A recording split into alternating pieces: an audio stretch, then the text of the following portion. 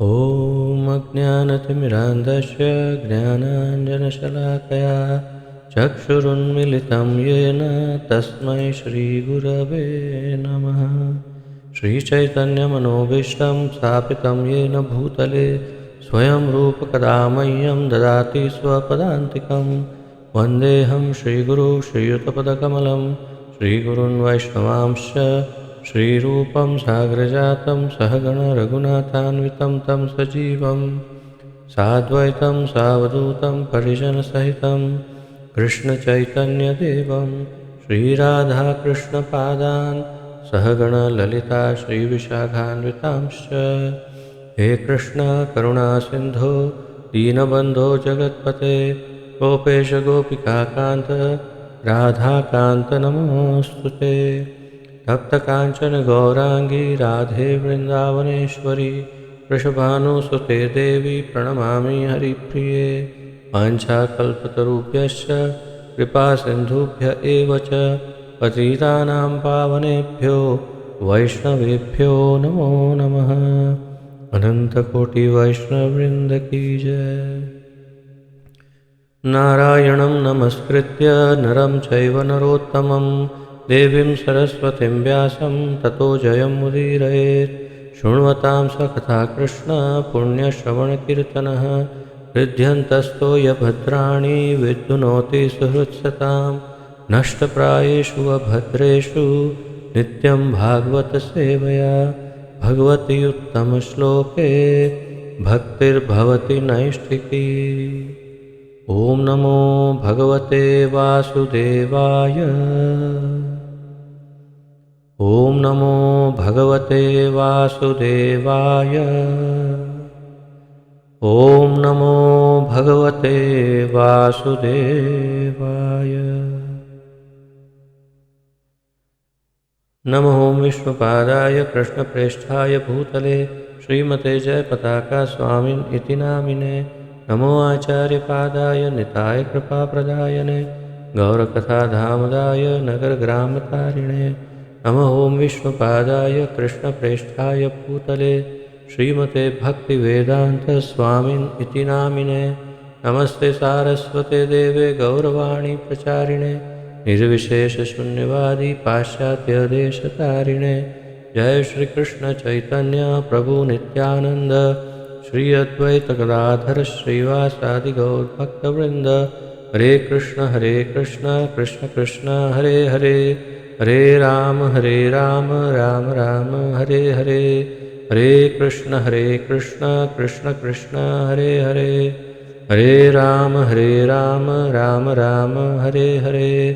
हरे कृष्ण कृष्ण कृष्ण हरे हरे हरे राम राम राम हरे हरे।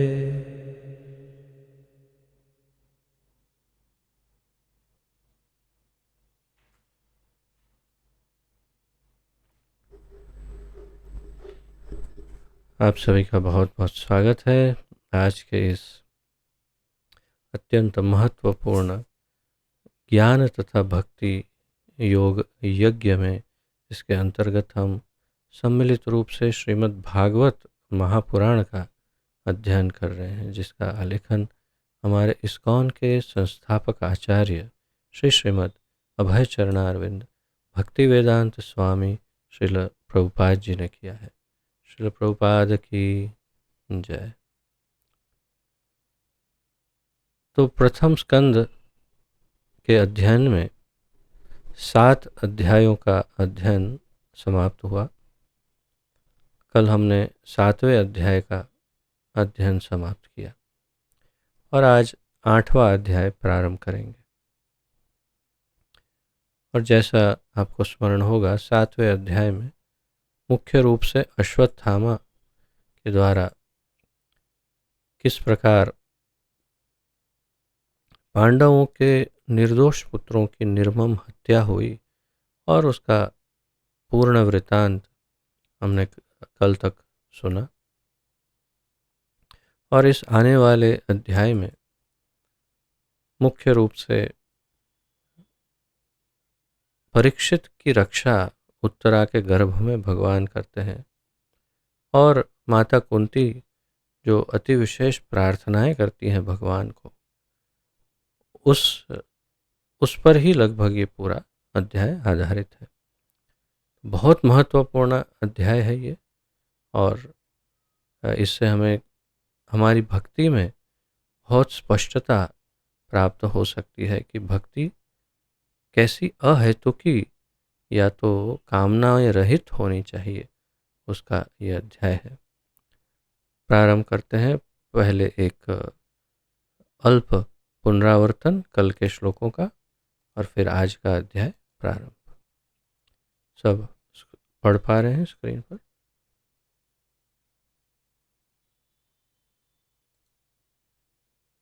तो 50वें श्लोक में, प्रथम स्कंद के 7वें अध्याय के 50वें श्लोक में हमने कल पढ़ा था, नकुल तथा सहदेव राजा के छोटे भाई यानी युधिष्ठिर के, तथा सात्यकी अर्जुन, देवकी पुत्र भगवान श्री कृष्ण तथा स्त्रियों एवं अन्यों ने एक स्वर से राजा से सहमति व्यक्त की। लेकिन भीम जो कृद्ध मनोदशा में था उनसे सहमत नहीं हुआ, और उसने उस दोषी के वध किए जाने की संस्तुति की जिसने व्यर्थ ही सोते हुए बालकों की हत्या कर दी थी, जिसमें न तो उसका अपना न ही उसके स्वामी का हित था। भीम द्रौपदी तथा अन्यों के वचन सुनकर चतुर्भुज भगवान ने अपने प्रिय सखा अर्जुन के मुंह की ओर देखा और मानो मुस्कुरा रहे हो बोलना प्रारंभ किया। श्री भगवान उवाच, भगवान ने कहा, किसी ब्रह्मबंधु का वध नहीं करना चाहिए, किंतु यदि वह आतताई हो तो उसे अवश्य मारना चाहिए। ये सारे आदेश शास्त्रों में हैं और तुम्हें इन्हीं के अनुसार कार्य करना चाहिए। तुम्हें अपनी पत्नी को दिए गए वचन भी पूरे करने हैं, और तुम्हें भीमसेन तथा मेरी तुष्टि के लिए भी कार्य करना है। सूत गोस्वामी बोले, उसी समय अर्जुन भगवान के की अनेकाधिक आज्ञा का प्रयोजन समझ गया, और इस तरह उसने अपनी तलवार से अश्वत्थामा के सिर से केश तथा मणि दोनों पृथक कर दिए।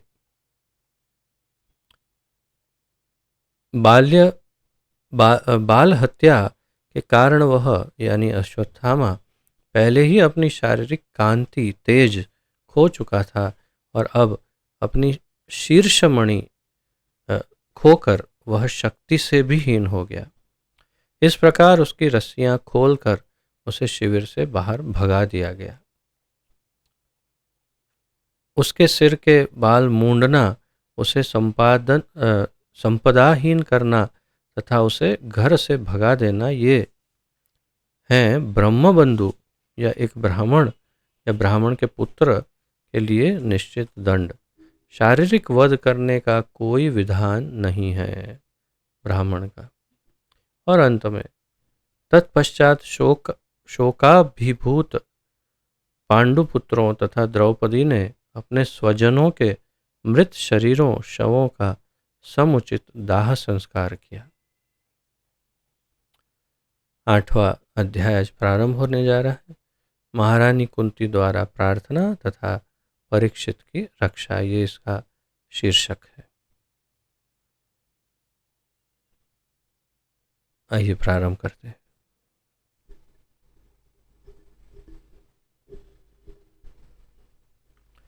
सूत उवाच, अथ ते संपरेतानां स्वानामोदकमिच्छतां दातुं स कृष्ण गणगायां पुरस्कृत्य ययुः स्त्रियः।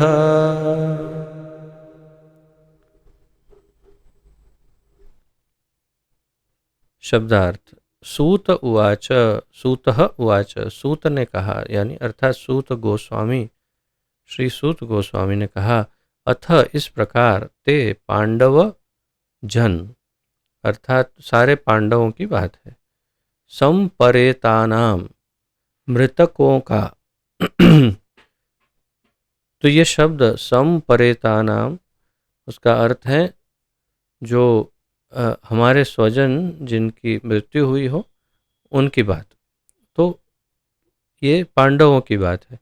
तो उनके जो स्वजन जिनकी मृत्यु हुई थी, स्वानाम स्वजनों का, उदकम जल, उदक यानी जल, गर्भ उदक शाई विष्णु, तो गर्भ उदक जल, इच्छताम पाने की इच्छा से, दातुम देने के लिए, स कृष्णाहा तो द्रौपदी के सहित, गंगायाम गंगा के तट पर, पुरस्कृत्य आगे करके, ययुहु गई, स्त्रियः स्त्रियां। सूत गोस्वामी ने कहा, तत्पश्चात पांडवगण अपने मृत परिजनों की इच्छा अनुसार उन्हें जल दान देने हेतु द्रौपदी सहित गंगा के तट पर गए। स्त्रियां आगे आगे चल रही थी। तो सूत गोस्वामी आगे का हाल बता रहे हैं कि फिर एक बार जब अंतिम संस्कार हो गया, अग्नि संस्कार, दाह संस्कार मृतकों का, तो फिर उनका तर्पण करना, उनकी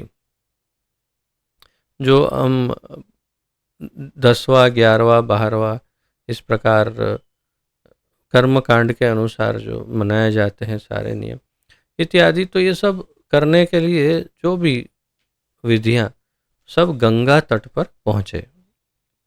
अब आगे हम पढ़ेंगे कि केवल पांडव ही नहीं, साथ में धृतराष्ट्र, गांधारी और अनेक और भी कई जन वहाँ पर पहुँचे थे। तो सभी कौरव पांडव मिलकर के ये विधि करने के लिए पहुँच गए थे एक साथ। तो तत्पश्चात पांडवगण अपने मृत परिजनों की इच्छा अनुसार उन्हें जलदान देने हेतु द्रौपदी सहित गंगा के तट पर गए। यहाँ पर इच्छताम तो उनके परिजनों की इच्छा अनुसार, और वो भी मृत परिजनों की इच्छा अनुसार उन्होंने कहा है। तो ये एक थोड़ा सा विशिष्ट है कि उन्होंने जो मृतक जो होंगे, उन्होंने कहीं ना कहीं कभी ना कभी ये इच्छा व्यक्त की होगी कि यदि हमारी मृत्यु हो जाए तो गंगा के तट पर हमारा तर्पण आदि करना। तो जलदान देना, जलदान देने, जलदान क्या है? वही तर्पण जिसे हम कहते हैं, तर्पण। तो तर्पण ही जलदान है वास्तव में। आप लोगों को शायद कोई ना कोई अनुभव रहा होगा, कोई ना कोई स्वजन की मृत्यु पर तर्पण जिस तरह से करवाते हैं। तो ये सब गंगा तट पर गए और साथ में द्रौपदी भी थी। तो आप देखिएगा, एक बात ये है यहाँ पर कि वास्तव में द्रौपदी जो है, क्षमा करिए मैं इसे अलग कलर से मार्क करता हूँ। द्रौपदी जो है वो कितने कौन से प्रसंग में हाजिरी दे रही है वो देखिए आप। एक तो इससे पूर्व हमने देखा पहले, इसे आखिरी श्लोक में, कि जब अंतिम क्रिया, अंतिम अग्निदाह आदि जो संस्कार हो रहे थे, उसमें भी द्रौपदी शामिल थी, ऐसा लिखा हुआ है। अब श्लोक से स्पष्ट हो रहा है। सह कृष्णया, तो तत्पश्चात शोक भूमि पांडुपुत्र द्रौपदी ने अपने स्वजनों के मृत शरीरों का समुचित दान। तो पांडुपुत्रों तथा द्रौपदी ने, अर्थात द्रौपदी उस क्रियाक्रम में कहीं ना कहीं शामिल थी, ऐसा प्रतीत हो रहा है। किसी आचार्यगणों ने इस पर कोई कमेंट नहीं किया है, परंतु मैं अपने सामान्य स्वाभाविक चैत्य गुरु द्वारा प्रदत्त बुद्धि से बस कुछ संशोधन कर रहा हूँ कि स्त्रियों का रोल काफ़ी एक्टिव है इसमें, इन सब क्रियाओं में। जो ऐसा कहा जाता है कि स्त्रियां कुछ कार्य नहीं करती। अब यहाँ और एक चीज़ बहुत स्पष्ट हो जाएगी कि जो तर्पण विधि के लिए जब जाया जाता है तो स्त्रियों का होना बहुत ही आवश्यक है, और उतना ही नहीं, स्त्रियों को आगे रखना होता है। तो यहाँ पर एक तो द्रौपदी सहित ये है, तो इसे मैं मार्क कर रहा हूँ अलग से। स्त्रियां आगे आगे चल रही थी, तो ये सबसे विशिष्ट वाक्य है जिस पर सभी आचार्य गणों ने, श्रील श्रीधर स्वामी जो सबसे प्रमुख आचार्य हैं, अर्थात श्रीमद् भागवत लिखने के टीकाकारों में सबसे प्रमुख, तो उन्होंने सबसे पहले इसको समझाया कि ये ऐसी विधि है, तर्पण विधि के लिए जब जाते हैं तो इसमें शास्त्र आज्ञा है कि स्त्रियों को आगे चलना चाहिए, सब लोगों को गुट बनाकर एकजुट एक ग्रुप बना करके चलना चाहिए। उसमें स्त्रियां आगे चलती हैं और पुरुष पीछे चलते हैं। कारण नहीं समझाया किसी भी आचार्यों ने, किंतु ये शास्त्र आज्ञा है, ऐसा सभी आचार्यों ने बताया। तो इसीलिए स्त्रियां आगे आगे चल रही थी। श्रील प्रभुपाद का तात्पर्य, आज तक हिंदू समाज में यह प्रथा चल रही है कि जब किसी परिवार में कोई व्यक्ति का निधन होता है तो लोग गंगा नदी में या किसी अन्य पवित्र नदी में स्नान करते हैं। तो 60 वर्ष पूर्व प्रभुपाद जी ने जब ये लिखा तब तो ये काफ़ी प्रचलित थी बात। अब तो कम से कम मुझे जहाँ तक स्मरण है कोई विशेष रूप से इस तरह तीर्थ यात्रा पर जाते नहीं हैं। हाँ, अगर उनकी अस्थियाँ, अगर अब तो ये भी हमारे स्मशानों में, कम से कम हमारे गुजरात में तो मैंने देखा है कि वहाँ पर ही आप अस्थियाँ स्मशान वालों को दे दो, वो लोग आप बोलो हरिद्वार हरिद्वार या तो कहीं और, आप जहाँ कहो वहाँ पर वे स्वयं ही पहुँचा करके उसका विसर्जन कराते हैं, और हमें तो केवल धन देना होता है। तो ये धीरे धीरे सब कुछ, अब देखिए पहले किसी पवित्र नदी के तट पर अग्नि संस्कार, अंतिम संस्कार हुआ करता था। अब धीरे फिर वो भी लकड़ियों के साथ, चंदन की लकड़ियाँ आदि, फिर धीरे धीरे धीरे लकड़ियाँ सिंपल सादी लकड़ियाँ होने लगी है। फिर धीरे धीरे धीरे उससे फिर अब वो स्मशान गृह बन गए, क्योंकि नदियाँ सब जगह है नहीं, और स्मशान गृह में फिर और परिवर्तन आया धीरे धीरे। फिर उसमें इलेक्ट्रिक स्मशान प्रकट हो गए। तो सब कुछ इतना ऑटोमेटिक हो रहा है, इतना फास्ट हो रहा है कि किसी को टाइम नहीं है, अपने स्वजनों के लिए टाइम नहीं, मृतकों के लिए टाइम नहीं, और सब कुछ एकदम फास्ट। और फिर ये तर्पण करने के लिए भी टाइम नहीं, ये अस्थि विसर्जन के लिए टाइम नहीं, किसी भी चीज़ के लिए सब कुछ ऑटोमेटिक, लिखा दो, पैसे दे दो और मुक्त। कुछ कुछ तो ऐसे, मैं क्या कहूँ, मैं कैसे कहूँ, मुझे समझ नहीं आ रहा है, परंतु कुछ कुछ अब तो इस आधुनिक काल में ऐसी विचित्र घटनाएं होती है कि जो अविश्वसनीय है। मैं आपको हाल ही की बात बता रहा हूँ।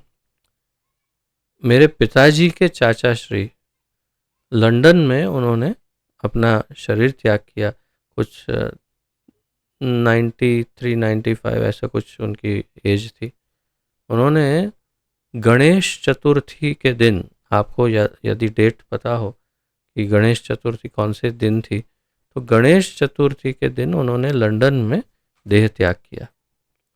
आप विश्वास नहीं करेंगे मेरे कहने पर, किंतु अभी भी उनका अंतिम संस्कार नहीं हुआ है, उनका शरीर अभी भी है। 3 अक्टूबर 3 अक्टूबर को, तो आज हुई 12 अक्टूबर, इतने दिन बीत गए, अभी इनका अंतिम संस्कार नहीं हुआ है और 17 अक्टूबर तक उनका अंतिम संस्कार नहीं होगा, क्योंकि वहाँ पर ऐसी विचित्र सिस्टम है कि वहाँ पर पहले से बुकिंग करने पड़ते हैं और जो मृतदेह हैं उन्हें बर्फागार जिसे कहते हैं, जिसमें क्या कहते हैं, डेड बॉडीज़ को रखने की जो जगह होती है, उसमें बर्फ़ के अंदर उन्हें बहुत ही कोल्ड माइनस टेम्परेचर में उन्हें प्रिजर्व किया जाता है, रखा जाता है। और जब डेट आती है अंतिम संस्कार की, तब फिर उन्हें निकाल करके उनका आप सोचिए उस जीव का कि जिसका शरीर इतने समय तक व्यर्थ ही किसी विशेष कारण से नहीं, क्योंकि डेट नहीं है इसीलिए रखा जाए, तो आप सोचिए कोई जीव 15 दिन तक ऐसे ही कैसे अपने तड़प।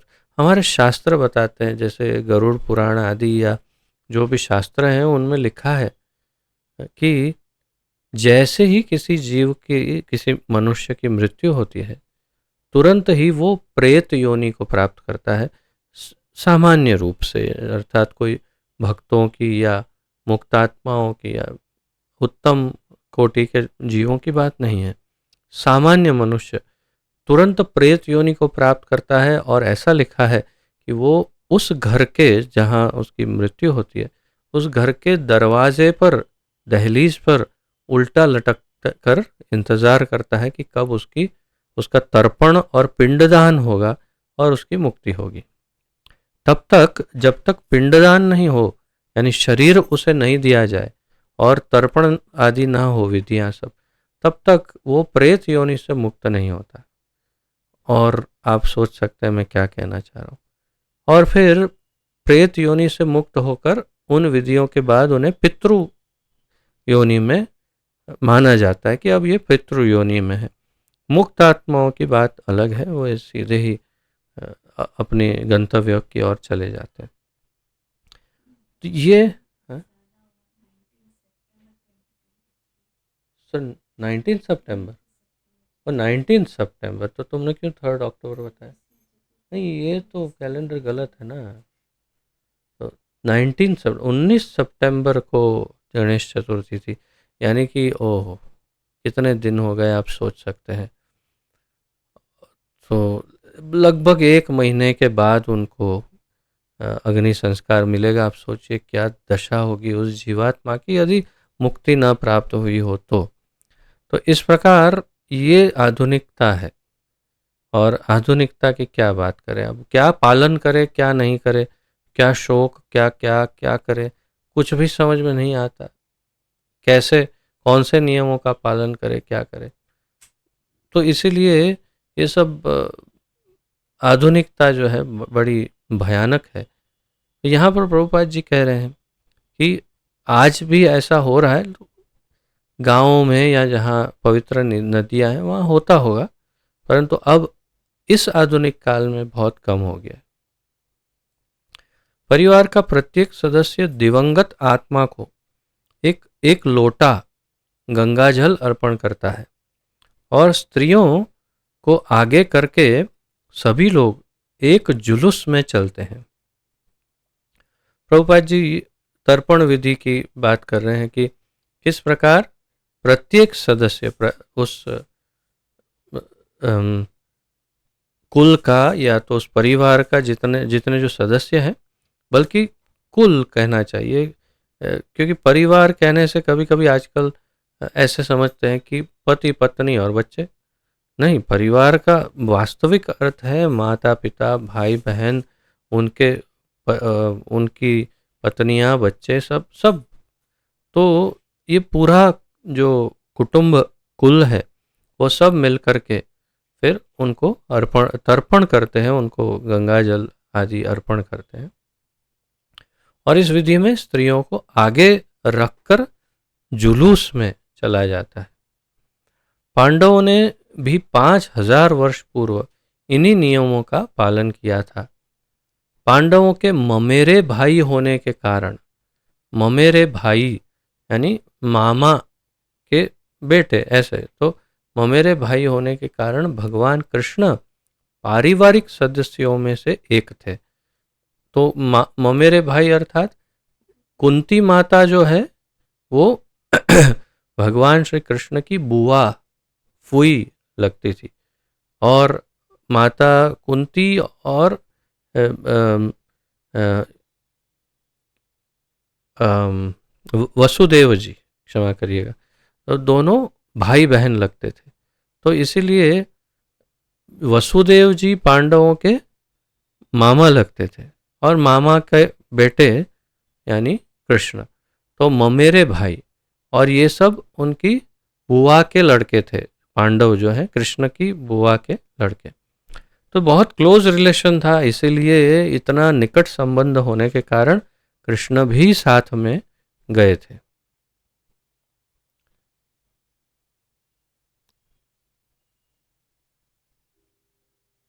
अगला श्लोक देखते हैं।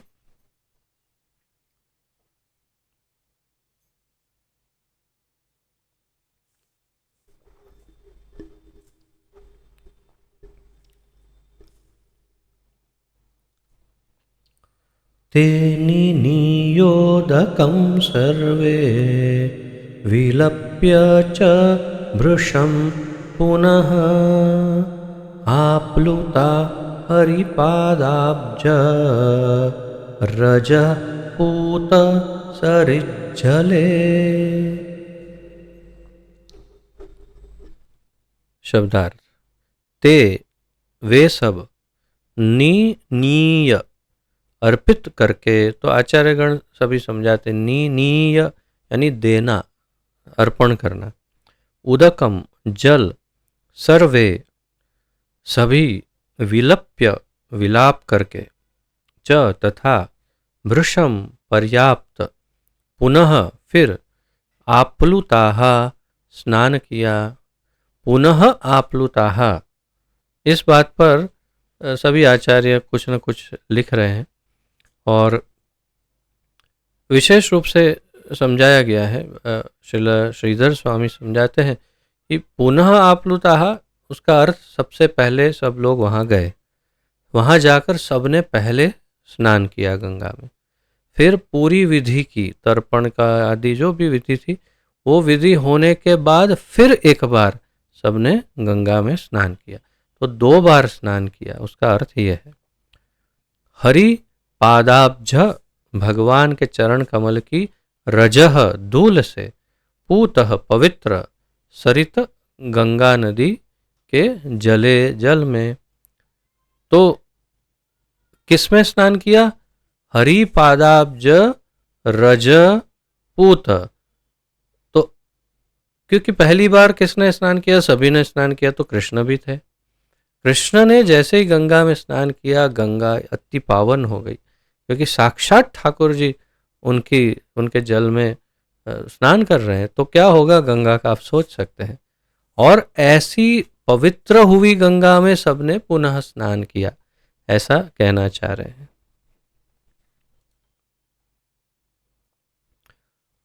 उनके लिए शोक कर चुकने तथा पर्याप्त गंगाजल अर्पित कर चुकने के बाद उन सबों ने गंगा में स्नान किया, जिसका जल भगवान के चरण कमलों की धूल मिल जाने के कारण पवित्र हो गया था, हो गया है। तो यहाँ पर यही बात है कि पहले शोक किया, शोक कर चुकने के बाद, और पर्याप्त गंगाजल अर्पित कर चुकने के बाद, अर्थात तर्पण आदि विधि करने के बाद उन सबों ने गंगा में स्नान किया। जैसे मैंने कहा, पुनः स्नान किया, क्योंकि पहले भी किया था। और ये ऐसा जल था जिसका जल भगवान के चरण कमलों की धूल मिल जाने के कारण पवित्र हो गया है। तो ऐसा अद्भुत ये वातावरण होगा कि जहाँ साक्षात भगवान गंगा में प्रवेश करके स्नान कर रहे हैं। तो आप सोच सकते हैं कि गंगा की क्या मनोदशा होगी। माँ गंगा कितनी कितनी अधिक आनंदित और उत्साहित होगी, साक्षात ठाकुर जी उनके भीतर स्नान कर रहे हैं। तो इसीलिए अति पावन पावनी गंगा, पतित पावनी गंगा परम पावनी हो गई होगी ठाकुर जी के स्नान करने के बाद। आगे पढ़ते हैं।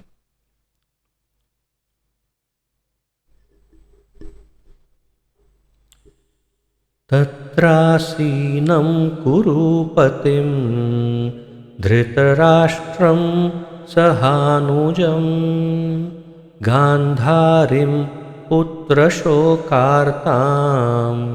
पृथां कृष्णां च माधवः। कौन कौन वहाँ गया था, कौन कौन था उस समय, वो सब वर्णन है।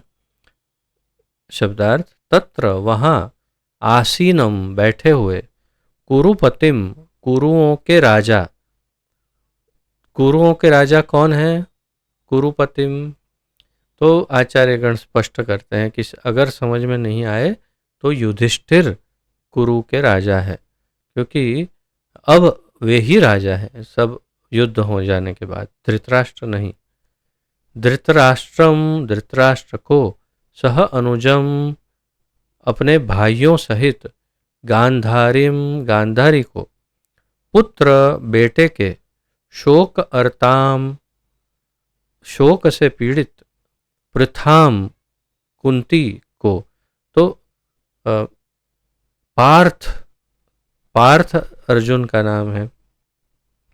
पार्थ कौन है? पृथा पुत्र, पृथा का पुत्र। पृथा कौन है? माता कुंती। कृष्णाम तो द्रौपदी को, द्रौपदी को, च भी माधव, भगवान श्री कृष्ण ने। माधव शब्द का अर्थ है लक्ष्मीपति, ऐसा श्रील वल्लभाचार्य लिखते हैं कि माधव अर्थात लक्ष्मी के पति। तो माधव भगवान कृष्ण ने। वहीं कुरुवंशियों के राजा महाराज युधिष्ठिर अपने छोटे भाइयों धृतराष्ट्र, गांधारी, कुंती तथा द्रौपदी सहित बैठ गए। वे सभी शोक से अत्यधिक पीड़ित थे। भगवान कृष्ण भी वहां थे। तो कुरुवंशियों के राजा महाराज युधिष्ठिर, प्रभुपाद जी ने भी स्पष्ट किया कि कहीं कोई डाउट नहीं रहे, कि क्योंकि दोनों शब्द साथ में हैं, कुरुपतिम फिर धृतराष्ट्रम, तो कोई ऐसा ना समझे कि कुरुपति धृतराष्ट्र, नहीं नहीं, कुरुपतिम धृतराष्ट्रम यानी युधिष्ठिर, धृतराष्ट्र, ऐसे नाम गिनवाए हैं। और अपने छोटे भाई से सह अनुजम, सहानुजम। तो जैसे मैंने आपको पहले भी बताया था कई बार कि संस्कृत में सबसे विशेष बात यह है कि शब्द वाक्य रचना हो जाने के बाद अगर शब्दों की हेरफेर की जाए तो भी अर्थ सही ही निकलेगा। तो वास्तव में ये कुरुपतिम सहानुजम धृतराष्ट्रम होना चाहिए। क्यों? क्योंकि कुरुपति और उनके अनुज और फिर धृतराष्ट्र, कुरुपतिम धृतराष्ट्रम सहानुजम का अर्थ हम ऐसा कभी अपनी बुद्धि से समझ सकते हैं कि धृतराष्ट्र और उनके अनुज, अनुज अर्थात छोटे भाई, तो उनके अनुज है कौन? वहाँ पर उस वक्त उस समय न विदुर है और पांडु तो थे ही नहीं, तो फिर उनके अनुज तो कैसे हो सकते हैं? इसीलिए कुरुपतिम साहनुजम धृतराष्ट्रम, ये सही क्रम है, लेकिन काव्यात्मक रचना के नियम अनुसार ये चेंजेस, इस तरह से बदलाव लाया जा सकता है, इसमें कोई दोष नहीं है। तो इसीलिए जो टीकाकार है ये स्पष्ट करते हैं कि कुरुवंशियों के राजा महाराज युधिष्ठिर अपने छोटे भाइयों, और आचार्यगण लिखते हैं कि विशेष रूप से भीम आदि सबके साथ धृतराष्ट्र, गांधारी, कुंती तथा द्रौपदी सहित बैठ गए। तो कौन कौन थे? धृतराष्ट्र थे, गांधारी थी, कुंती भी थी और द्रौपदी भी थी। सब बैठे और शोक करने लग गए। तो जिसे हम आजकल बैसणु गुजराती में कहते हैं, और हिंदी में पता नहीं बैठन या कुछ और, उठमणु या ऐसे कुछ।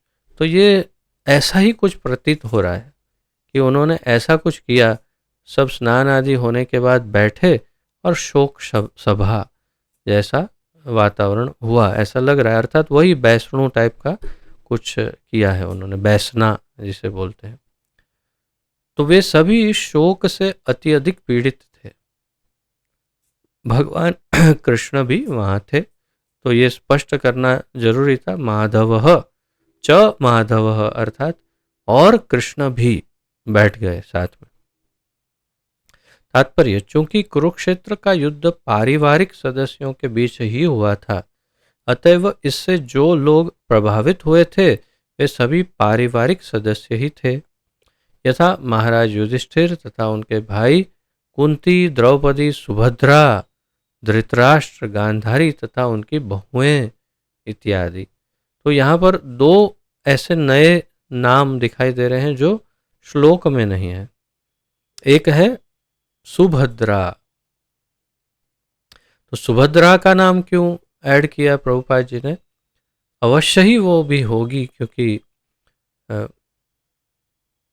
अभिमन्यु का भी तो वध हुआ था, और ये कुरुक्षेत्र के मैदान में जो भी मरे थे उन सभी का तर्पण एक साथ ही हो रहा था। ऐसे नहीं कि केवल पांडवों के 5 पुत्र का, सबका एक साथ करने गए थे ये लोग। तो सुभद्रा भी गई होगी।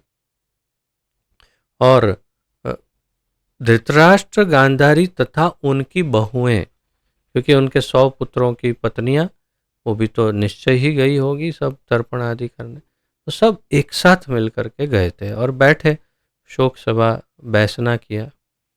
सारे मृत व्यक्ति किसी न किसी प्रकार से नातेदार थे, अतएव पारिवारिक शोक संयुक्त रूप में था।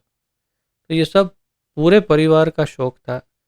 मारा एक दूसरे को ही था सबने, लेकिन जिन्होंने मारा तो सब लगभग चले गए। अब जो मारने वाले जो शक्तिमान थे वो बचे थे, और बाकी स्त्रियां बची थी।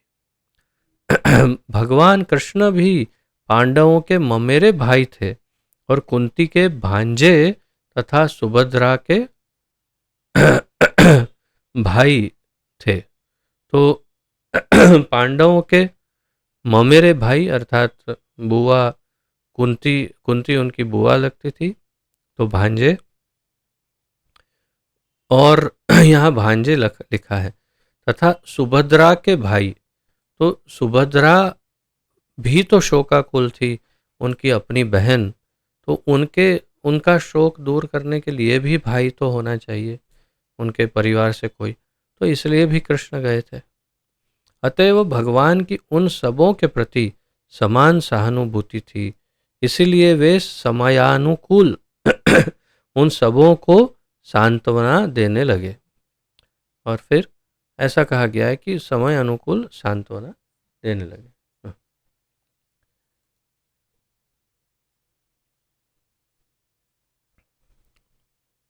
चौथा श्लोक।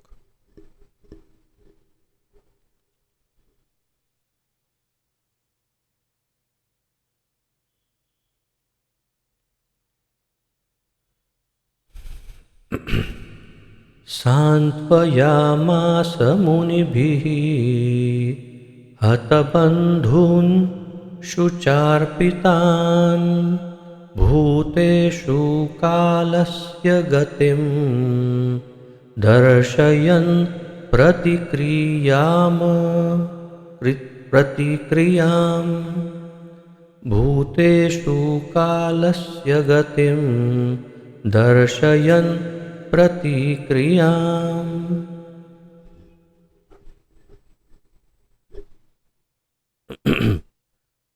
शब्दार्थ, सांत्वयाम आस, ढाढ़स बंधाया। तो ये बहुत ही टिपिकल हिंदी शब्द है, जो इसको सरल करना हो तो सांत्वना या सांत्वना दी ऐसा कहते हैं। अर्थात शोक प्रकट किया और कुछ ज्ञान दिया कि जिससे शोक दूर हो जाए। तो सांत्वयाम सांत्वयाम आस, तो उन सबको सांत्वना दी। मुनि भी ही, अब ये कहाँ से बीच में आया मुनि भी ही, तो वहां पर उपस्थित मुनियों समेत, अर्थात उस समय इतना बड़ा ये कार्यक्रम हो रहा था, तो स्वाभाविक है कि कुछ वरिष्ठ मुनिगण ऋषिगण कोई वहाँ पर उपस्थित रहे होंगे, और उन्होंने उनके सहित, यानी भगवान ने मुनियों सहित, तो अब कुछ आचार्यों का तो इतना स्पष्ट मत है कि एक आचार्य लिखते हैं कि भगवान ने स्वयं कुछ नहीं कहा, उन्होंने मुनियों से कहा, प्रेरणा दी मुनियों को कि आप सांत्वना दीजिए, इनको शांत करवाइए सबको। और अन्य आचार्यगण लिखते हैं कि भगवान ने और मुनियों ने मिलकर के कुछ लेक्चर दिया छोटा सा, और इससे सब शांत रहे, उनको क्या क्या समझाया वो भी इसमें बताया गया है कि क्या क्या उन्हें कह करके शांति दी। हत बंधुन, जिनके मित्र तथा संबंधी मारे गए थे, शुचार पितान, सभी को धक्का पहुंचा हुआ, भूतेषु, जीवों पर, कालस्य, सर्वशक्तिमान के परम नियम की, गतिम, प्रतिक्रिया, दर्शयन, दिखलाया, न नहीं, प्रतिक्रियाम, उपचार, सर्वशक्तिमान के कठोर नियमों तथा जीवों पर उनकी प्रतिक्रियाओं का दृष्टांत देते हुए भगवान श्री कृष्ण तथा सारे मुनियों ने समस्त स्तब्ध एवं शोकार्त जनों को ढाढ़स बंधाया। तो यहाँ पर यह बताया गया है कि क्या कहा या फिर किस विषय पर कहा, तो सर्वशक्तिमान भगवान के कठोर नियम। अब प्रभुपाद जी का ये अनुवाद है, कठोर नियम, तो सर्वशक्तिमान भगवान के बनाए हुए नियमों तथा जीवों पर उनकी प्रतिक्रियाओं, तो किस प्रकार जीवों के साथ का इन नियमों का आदान प्रदान, यानी कर्म की गति, हर एक मनुष्य को या हर एक प्राणी को इस संसार में जन्म, मृत्यु, जरा, व्याधि, ये सब अटल है इत्यादि, ये सब समझाया होगा ऐसा, यानी जो बेसिक ज्ञान है, जो मूलभूत ज्ञान जीवात्मा के संदर्भ में, वो सब, और भगवान का नियम है, जो जन्मता है उसे मृत्यु प्राप्त होती ही है। तो इसका दृष्टांत देते हुए भगवान श्री कृष्ण तथा सारे मुनियों ने, तो ये यहाँ पर श्रील प्रभुपाद जी ने इस प्रकार इसका अनुवाद किया कि सभी मुनियों सहित कृष्ण ने भी समस्त स्तब्ध एवं शोकार्त जनों को उनको सांत्वना दी, लेक्चर दिया कुछ। तात्पर्य, परमेश्वर के आदेशों के अधीन प्रकृति के कठोर नियम किसी जीव के द्वारा बदले नहीं जा सकते। सारे जीव निरंतर सर्वशक्तिमान भगवान के अधीन रहते हैं। भगवान ही सारे नियम तथा आदेश बनाते हैं, जिन्हें सामान्य रूप से धर्म कहते हैं। तो प्रभुपाद जी यहाँ पर पूरा एक विवरण दे रहे हैं। धर्म और धर्म के नियम, प्रकृति के नियम आदि सब कुछ भगवान के हाथ में है, और स्पष्ट रूप से, सामान्य रूप से जो धर्म है वो भगवान ही ये सारे आदेश बनाते हैं। तो भगवान ही सारे नियम तथा आदेश बनाते हैं, जिन्हें सामान्य रूप से धर्म कहते हैं। धर्म्यम तो साक्षात भगवत प्रणीतम, ये श्रीमद् भागवत का ही श्लोक है। धर्म्यम तो साक्षात भगवत प्रणीतम, नवै विदुर ऋषयो नापि देवाः, न सिद्ध मुख्या असुरा मनुष्याः कुतोनु विद्याधर चारणादयः, श्रीमद्भागवत का श्लोक है कि भगवान जो धर्म की रचना करते हैं तो उसे कोई नहीं समझ पाता जब तक भगवान स्वयं नहीं समझाएंगे, तब तक नहीं समझ सकते कोई। और उदाहरण दिए कि कौन कौन नहीं समझ सकता, तो पहले ऋषि मुनियों से प्रारंभ किया, नवै विदुहु ऋषयो नापि देवा, कोई देवी देवता भी नहीं समझते। और धीरे धीरे क्रम अनुसार बताते बताते बताते तो फिर कहा कि बाकी जो निम्न योनि के जीव हैं वो तो क्या समझेंगे। और धर्म्यम तो साक्षात भगवत प्रणीतम, भगवान ने साक्षात ही धर्म की रचना की है। कोई भी व्यक्ति धार्मिक नियम नहीं बना सकता, भगवान के आदेशों का पालन करना ही प्रामाणिक धर्म है। भगवान के ये आदेश भगवत गीता में स्पष्ट रूप से घोषित किए गए। तो भगवान जो नियम बनाते हैं वैसा नियम और कोई मनुष्य नहीं बना सकते, जिसे धार्मिक नियम कहते हैं। और भगवान के आदेशों का पालन करना ही प्रामाणिक धर्म है। धर्म क्या है यदि कोई पूछे तो ये उसका उत्तर है, भगवान के आदेशों का पालन ही धर्म है। भगवान के ये आदेश भगवत गीता में बताए हैं, वो सब हम जानते हैं। प्रत्येक व्यक्ति को चाहिए कि वह केवल उनका या उनके नियमों का अनुसरण करे। प्रत्येक व्यक्ति को भगवान के नियमों का अनुसरण करना चाहिए। इससे वह भौतिक तथा आध्यात्मिक दोनों प्रकार से सुखी हो सकेगा। और उसका परिणाम क्या होगा, वो भौतिक और आध्यात्मिक दोनों रूप से सुखी हो जाएगा अगर धर्म का पालन, भगवान के बनाए धर्म का पालन करेगा। तो जब तक हम इस भौतिक जगत में हैं तब तक हमारा यह कर्तव्य है कि हम भगवान के आदेशों का पालन करें। और यदि भगवत कृपा से हम इस भौतिक संसार के बंधन से छूट जाएं तो भी अपनी मुक्त अवस्था में हम भगवान की प्रेममय दिव्य सेवा करते रहें, कर सकते हैं। तो भौतिक जगत में है, वहां से लेकर मुक्त हो जाए तब तक क्या करना चाहिए उसका पूरा विवरण इधर दिया है प्रभुपाद जी ने। तो जब तक इस भौतिक जगत में, तब तक कर्तव्य क्या है, भगवान के आदेशों का पालन करना। और अगर हम मुक्त हो जाए तो मुक्त अवस्था में भगवान की सेवा करना, और वो भी प्रेममय सेवा करना।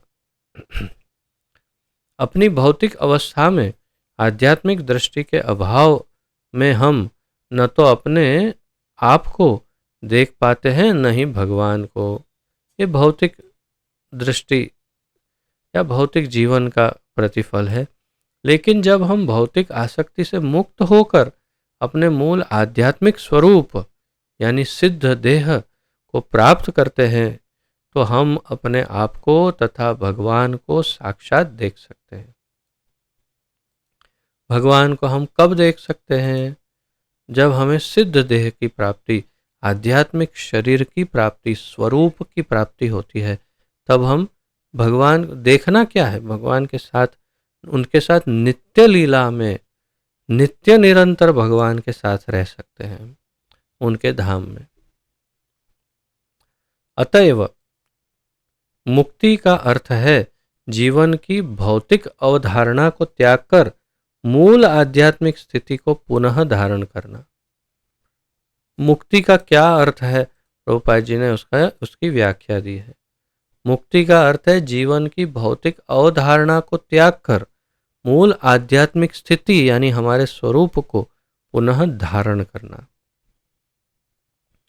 इस तरह यह मनुष्य जीवन विशेष रूप से अपने आप को इस आध्यात्मिक स्वतंत्रता के योग्य बनाने के निमित्त है। मनुष्य जीवन क्यों मिला है? मनुष्य जीवन का जो मुख्य हेतु है वो यहाँ पर बता रहे हैं प्रभुपाद जी। विशेष रूप से अपने आप को आध्यात्मिक स्वतंत्रता के योग्य बनाने के लिए ये मनुष्य जीवन मिला है। दुर्भाग्यवश हम भ्रामक भौतिक शक्ति के वश में होकर कुछ वर्षों के इस क्षणिक जीवन को ही स्थायी मान बैठते हैं और इस तरह से माया द्वारा उत्पन्न छद्म स्वरूप वाले तथाकथित देश, घर, भूमि, संतान, पत्नी, समुदाय, संपत्ति आदि के स्वामित्व से भ्रमित होते जाते हैं। दुर्भाग्य से प्रभुपाद जी कहते हैं हम भ्रामक भौतिक शक्ति के वश में होकर अर्थात माया के वश में होकर क्या करते हैं, कुछ वर्षों के इस क्षणिक जीवन को स्थायी मान बैठते हैं और इस तरह माया द्वारा उत्पन्न छद्म स्वरूप वाले देश, घर, भूमि, संतान, पत्नी, समुदाय, संपत्ति आदि को हम के आदि के स्वामित्व से भ्रमित हो जाते हैं। स्वामित्व अर्थात हम सब इन चीज़ों के स्वामी अपने आप को समझने लगते हैं। पत्नी, संतान, देश, घर, संपत्ति आदि इस सब के हम स्वामी हैं, ऐसा हम सोचने लगते हैं। इस तरह हम माया के इशारे पर इस छद्म स्वामित्व की रक्षा के लिए एक दूसरे से लड़ते रहते हैं और इसके कारण हम इसको अपना स्वामित्व बचाने के लिए लड़ते रहते हैं। आध्यात्मिक ज्ञान के अनुशीलन द्वारा हम यह अनुभव कर सकते हैं कि हमें इस भौतिक साज सामान से कुछ भी लेना देना नहीं है। हम आध्यात्मिक ज्ञान के द्वारा समझ सकते हैं कि हमें इस संसार में ये सब चीज़ों से कुछ लेना देना नहीं है। ये केवल आध्यात्मिक ज्ञान के अनुशीलन द्वारा हम समझ सकते हैं। इस संसार की भ्रांतियों का ऐसा स्पष्टीकरण भगवत भक्तों की संगति से तुरंत ही हो जाता है, क्योंकि वे मोहग्रस्त हृदय के भीतर दिव्य ध्वनि को प्रविष्ट कराने में सक्षम होते हैं और इस तरह से मनुष्य को समस्त शोक तथा मोह से मुक्त कराने वाले हैं। तो हम साधु संग में या भगवत भक्तों की संगति में हम मोह से मुक्त हो सकते हैं। साधूनां समचित्तानां सूतरां मत्कृतात्मनां दर्शनान्नो भवेत् बंधः पुंसो क्षणो सवितुर्यथा। 10:10:10:41 श्रीमद् भागवत। भगवान कहते हैं कि साधुनाम समचित्तानाम सूतराम मत कृतात्मनाम, जो मेरे भक्त हैं दर्शनान नो भवेत बंध, उनका दर्शन हो गया अगर भगवान के भक्तों का, तो सांसारिक बंधन से मुक्ति मिल जाती है, भव बंधन से मुक्ति मिल सकती है। अब देखिए पहले के ज़माने में साधु की, संत की, उनके दर्शन की जो महिमा थी वो ये कारण था कि उनके केवल दर्शन मात्र से जीवन मुक्त हो सकता है व्यक्ति। दर्शनान नो भवेत बंधः, कैसे? पुंसो अक्षणों सवितुर यथा, जैसे ही सूर्य उदय होता है उसी क्षण तत्काल अंधकार नष्ट हो जाता है, वैसे ही एक भगवान के भक्त के दर्शन होते हैं तुरंत ही भवबंधन से मुक्त हो जाते हैं। इतने शक्तिशाली होते हैं भगवान के भक्त। कितने सारे श्लोक हैं इसके स्तुति में। तो खैर कहने का तात्पर्य यह है कि प्रभुपाद जी उसका उपाय बता रहे हैं कि यदि भगवत भक्तों की संगति अगर हमें प्राप्त हो तब हम इससे मुक्त हो सकते हैं। तो ये हमें ध्यान रखना चाहिए और वो भी तुरंत ही होता है। प्रभुपाद जी लिखते तुरंत ही होते हैं भगवत भक्तों की संगत। संक्षेप में यह उन लोगों के लिए सांत्वना है, जो जन्म मृत्यु जरा तथा व्याधि आदि के रूप में प्रकट होने वाले कठोर भौतिक नियमों के फलों से प्रभावित होते हैं। युद्ध से पीड़ित कुरुवंश के समुदाय क्षमा करिए सदस्य मृत्यु की समस्या से शोकातुर थे और भगवान ने उनको ज्ञान के आधार पर ढाढ़स बंधाया।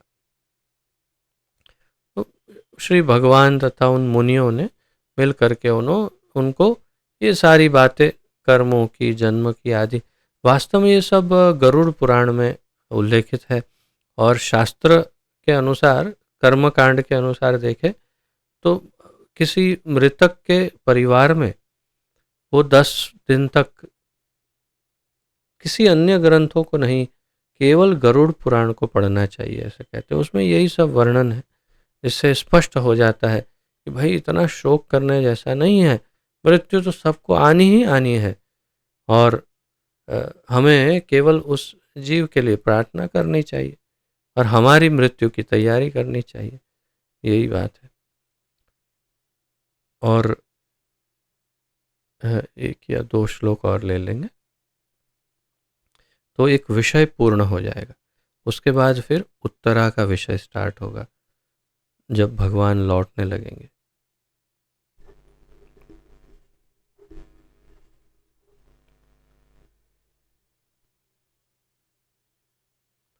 साधयित्वा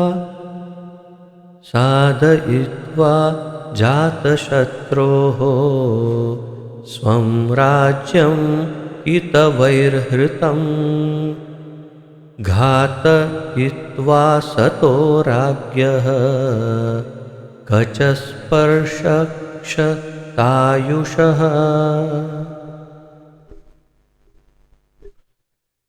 शब्दार्थ: साधयित्वा, संपन्न करके, अजात शत्रु हो, जिसके कोई शत्रु न हो, उसका, स्वम राज्यम, अपना राज्य, कितवैहि, तो कैटव जिसे कहते हैं, अर्थात चीटिंग, तो धूर्तों के द्वारा दुर्योधन तथा उसका दल,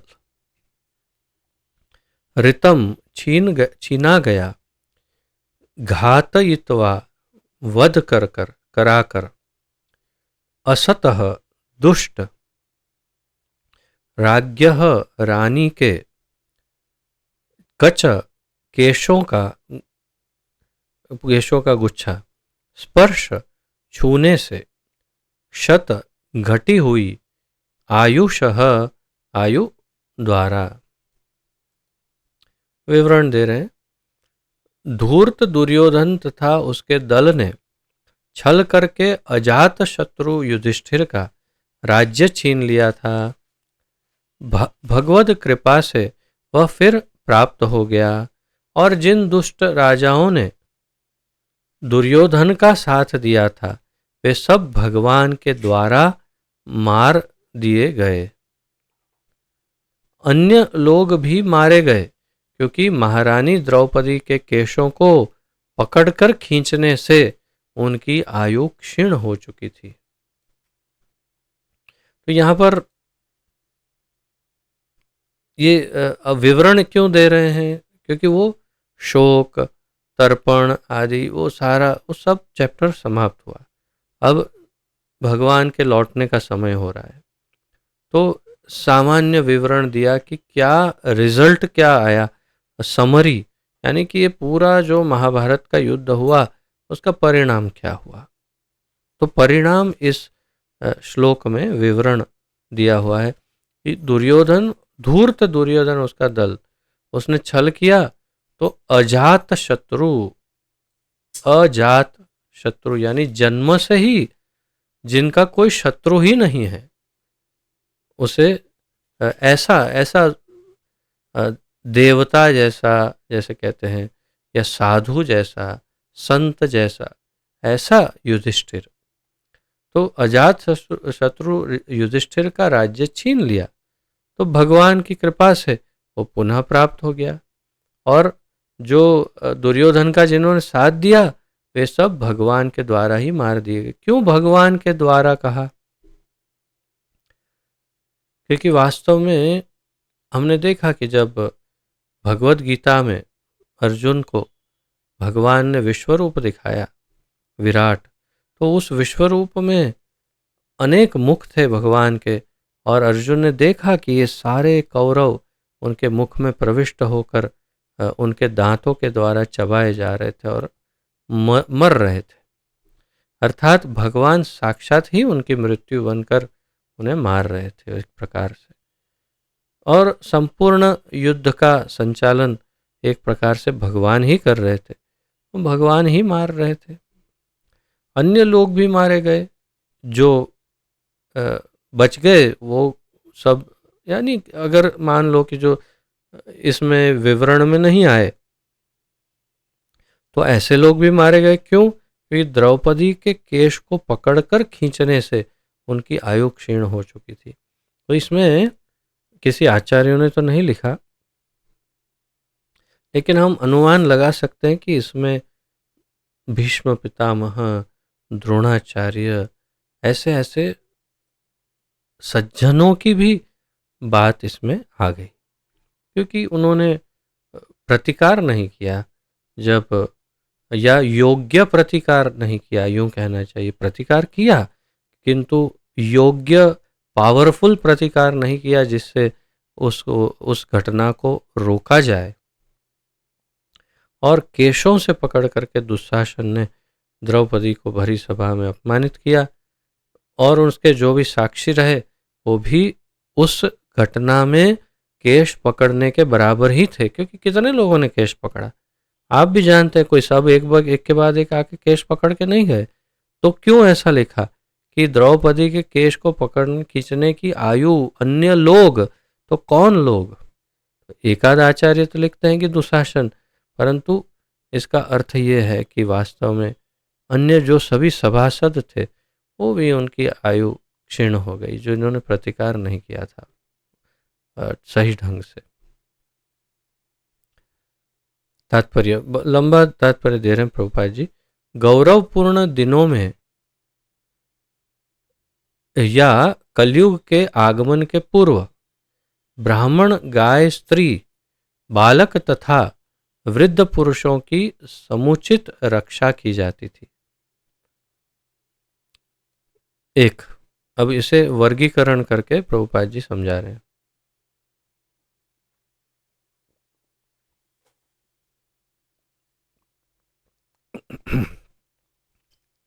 ब्राह्मणों की रक्षा से आध्यात्मिक जीवन प्राप्ति के लिए नितांत वैज्ञानिक संस्कृति वर्णाश्रम व्यवस्था का पालन होता है।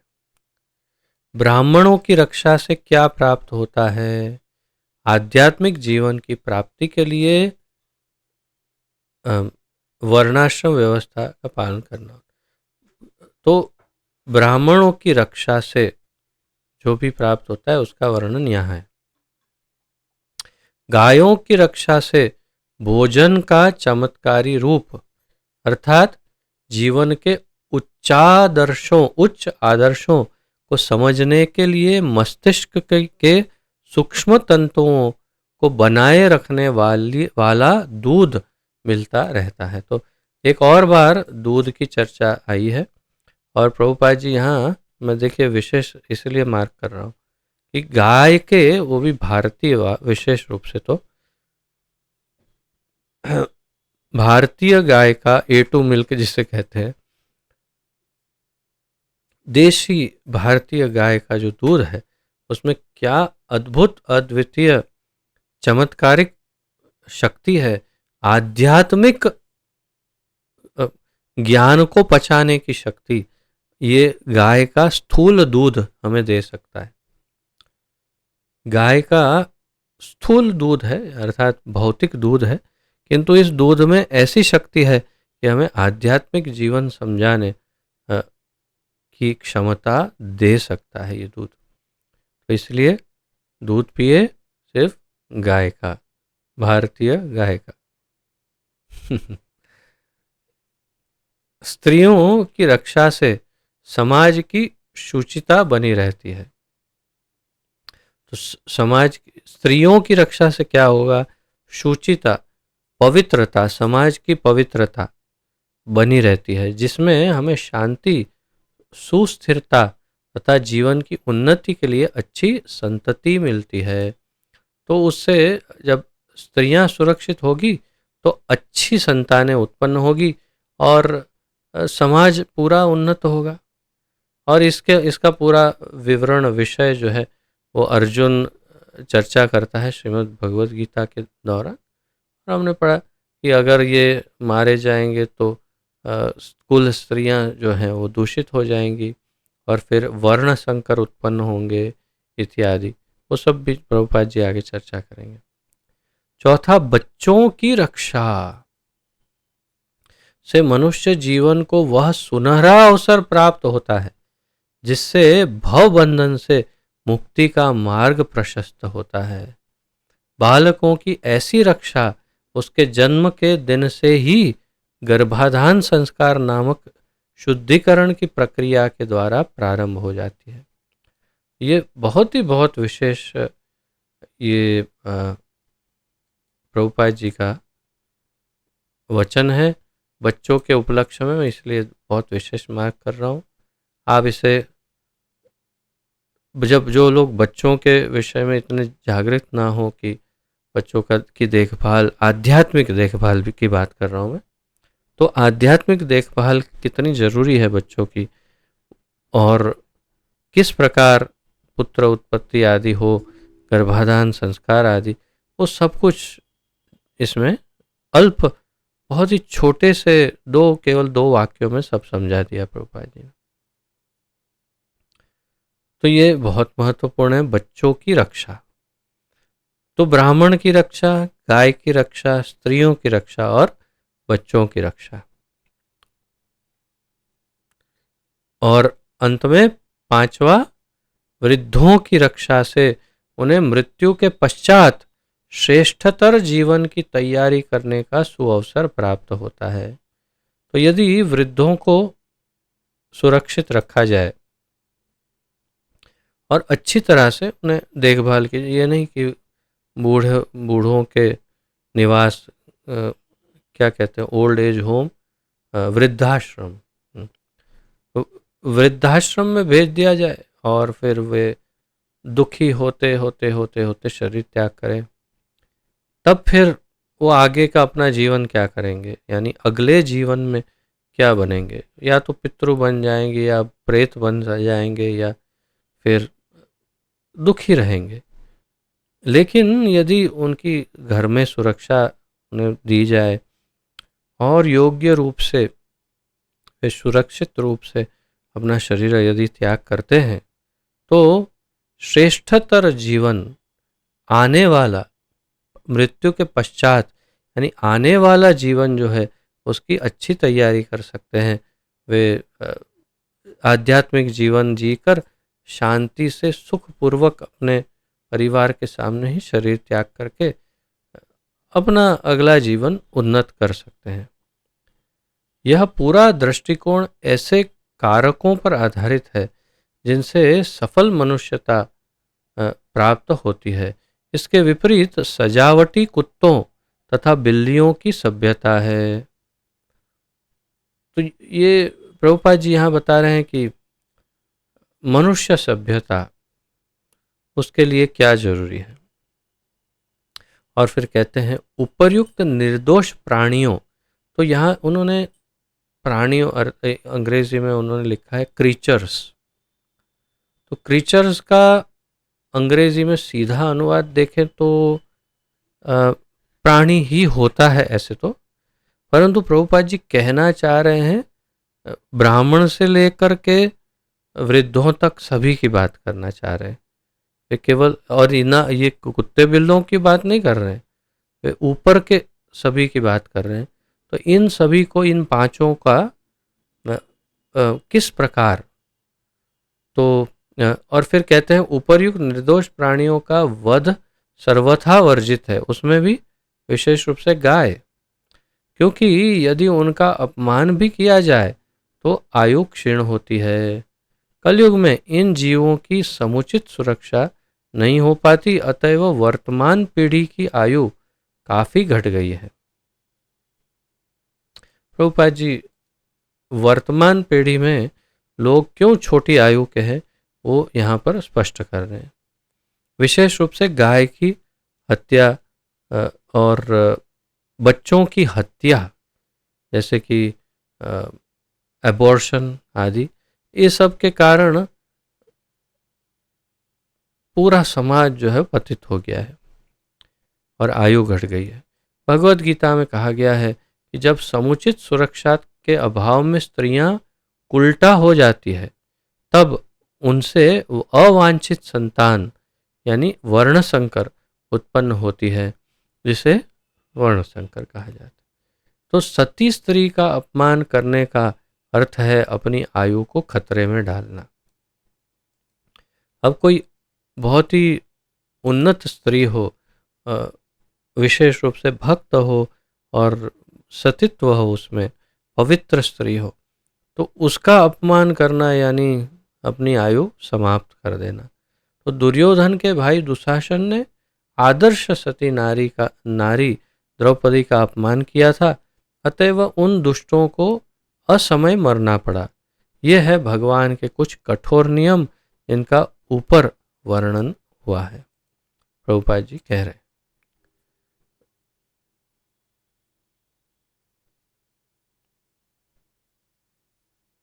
और ये बस एक अंतिम श्लोक करते हैं उसके पश्चात, और वो भी मैं इसीलिए विशेष रूप से कर रहा हूँ क्योंकि श्रृंखला में ये अंतिम है, उसके बाद विषय बदल जाएगा।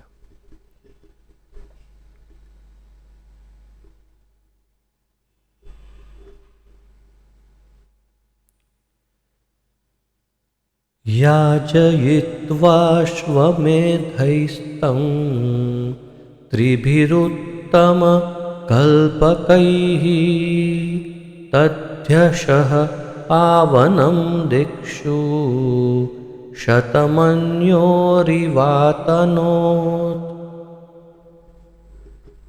याजयित्वा संपन्न करके, अश्वमेधैहि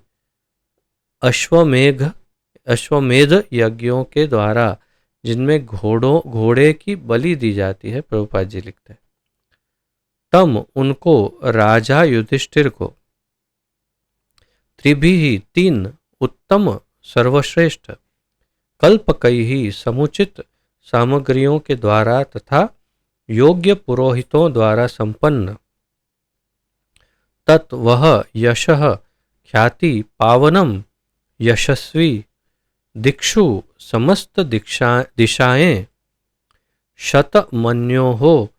इंद्र जिसने ऐसे 100 यज्ञ किए थे, तो शतमन्यो हो ये विशेष नाम है। शत यानी 100, मन्यो हो तो वो व्यक्ति जिसने एक साथ 100 अश्वमेध यज्ञ किए, और वो केवल इंद्र है। और ऐसा भी कहते हैं कि जो 100 अश्वमेध यज्ञ करता है उसे इंद्र का पद ऐसे ही मिल ही जाता है। इव सदृश अतनोत फैल गई। अनुवाद: भगवान श्री कृष्ण ने महाराज युधिष्ठिर से 3 श्रेष्ठ अश्वमेध यज्ञ संपन्न कराए और इस तरह उनकी पवित्र ख्याति 100 यज्ञ करने वाले इंद्र की तरह ही सर्व दिशाओं में फैल गई। आचार्यगण बताते हैं कि ये कैसा हो सकता, कि कैसा असमंजस है। श्री विश्वनाथ चक्रवर्ती ठाकुर लिखते हैं, एक तरफ एक व्यक्ति ने 100 अश्वमेध यज्ञ किए है और वो इंद्र है और वो सभी जगह उसकी ख्याति है, और दूसरी तरह एक व्यक्ति ने 3 अश्वमेध यज्ञ किए है और उसकी ख्याति उसी इंद्र की तरह है जिसने 100 अश्वमेध यज्ञ। ऐसा क्यों? सामान्य बुद्धि की बात है, क्योंकि ये व्यक्ति 3 अश्वमेध यज्ञ करने वाला व्यक्ति महाराज युधिष्ठिर भगवान का शुद्ध भक्त है, और भगवान के जो शुद्ध भक्त हैं भगवान उनकी ख्याति को चारों ओर बढ़ाते हैं। ये उनकी उनकी अपनी इच्छा रहती है भगवान की कि मेरे भक्त का नाम सब जगह फैले, ख्याति उनकी फैले। तो इसीलिए एक तरफ 100 अश्वमेध, एक तरफ 3, दोनों की ख्याति एक बराबर बताई। तो भगवान श्री कृष्ण ने महाराज युधिष्ठिर से 3 श्रेष्ठ अश्वमेध यज्ञ संपन्न कराए। तो क्यों 3 करवाए, उसका कोई कारण किसी भी आचार्यों ने स्पष्ट नहीं किया है। और इस तरह उनकी पवित्र ख्याति 100 यज्ञ करने वाले इंद्र की तरह सभी दिशाओं में फैल गई। तात्पर्य यह महाराज युधिष्ठिर द्वारा अश्वमेध यज्ञ संपन्न किए जाने की भूमिका जैसा है। स्वर्ग के राजा इंद्र के साथ महाराज युधिष्ठिर की तुलना महत्वपूर्ण है। तो ये पॉइंट, स्वर्ग के राजा अपने ऐश्वर्य में महाराज युधिष्ठिर की अपेक्षा हजारों गुना बढ़कर है, तो भी महाराज युधिष्ठिर की ख्याति कम न थी।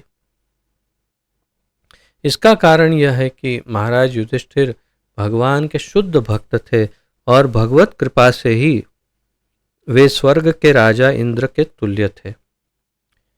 तो प्रभुपाद जी स्पष्ट करते हैं कि भगवान की कृपा से, इसका कारण यह है कि युधिष्ठिर भगवान के शुद्ध भक्त थे और भगवान की कृपा से ही इंद्र की तुल्य उनकी ख्याति थी।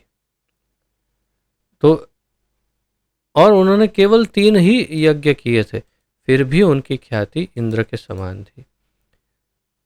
यद्यपि उन्होंने केवल 3 यज्ञ संपन्न किए थे, जबकि स्वर्ग के राजा ने पूरे 100 यज्ञ किए थे।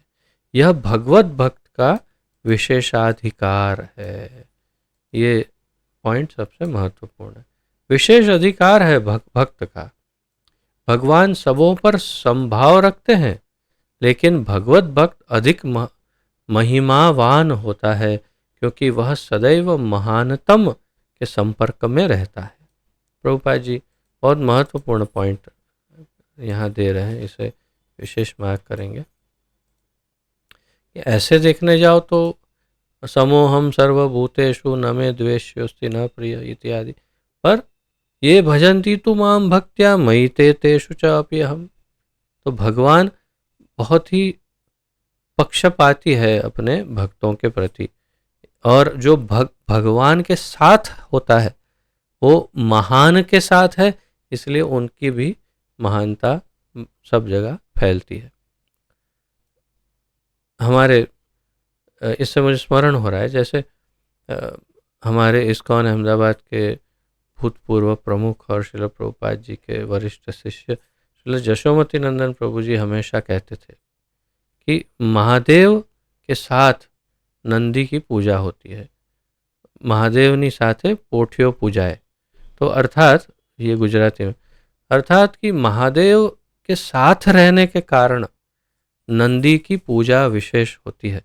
और आप जब शिव मंदिर में जाते हैं तो महादेव को तो प्रणाम करते हैं, नंदी को भी प्रणाम करते हैं, उनका भी आदर होता है, उन्हें भी कुछ न कुछ अर्पण किया जाता है, उनकी भी पूजा।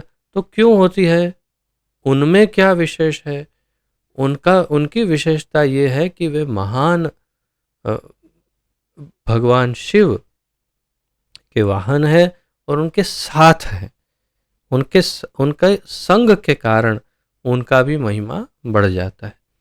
तो वैसा ही कुछ, क्योंकि हम भगवान के भक्त हैं तो भगवान का संग करने के कारण हमारा महिमा बढ़ जाता है। सूर्य की किरण समान रूप से विपरीत होती है, हाँ वितरित होना, विपरीत नहीं, वितरित, यहाँ वितरित होना चाहिए था, त होना चाहिए, हाँ डिस्ट्रीब्यूटेड, राइट। तो ये वितरित, सूर्य की किरण समान रूप से वितरित होती है तो भी कुछ ऐसे स्थान रह जाते हैं जहां सदैव अंधेरा रहता है। सूर्य प्रकाश एक समान रूप से विस्तरित होता है, लेकिन फिर भी कुछ जगह अंधेरा रहता है। क्यों? यह सूर्य के कारण नहीं है, अपितु ग्राह्यता की कमी के कारण है। क्यों ऐसा होता है कि कुछ वो जगह जो है वो सूर्य की किरणों को ग्रहण करे ऐसी क्षमता ही नहीं है उसमें, इसीलिए वहाँ अंधकार रह जाता है।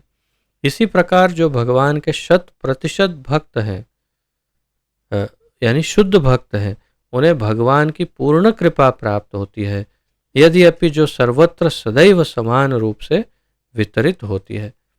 तो कृपा भगवान की सभी जगह है, लेकिन भक्तों में ऐसी पात्रता है कि वे विशेष रूप से इस भगवान की कृपा को ग्रहण कर सकते हैं, प्राप्त कर सकते हैं। तो इसीलिए उनमें अधिक दिखती है हमें कृपा। वैसे तो भगवान सबके ऊपर एक जैसी ही कृपा करते हैं। फिर आगे अब भगवान कृष्ण वापस जाने की तैयारी करेंगे और फिर उत्तरा उनके पास आकर के प्रार्थना करेगी, रक्षा की भिक्षा मांगेगी, क्योंकि उनको ब्रह्मास्त्र उन पर अश्वत्थामा ने संधान किया था। ये सब कथा अब कल आएगी। आज यहाँ पर विराम लेते हैं। किसी का प्रश्न आदि हो तो प्रस्तुत कर सकते हैं।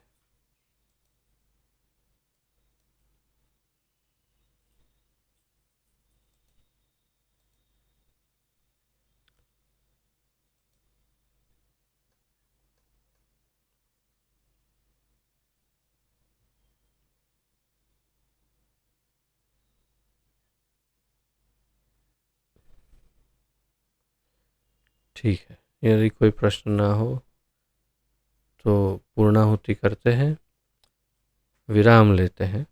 पूर्णाहुति को बहुत समय। पतित पावन जगत गुरु श्रील प्रभुपाद की जय।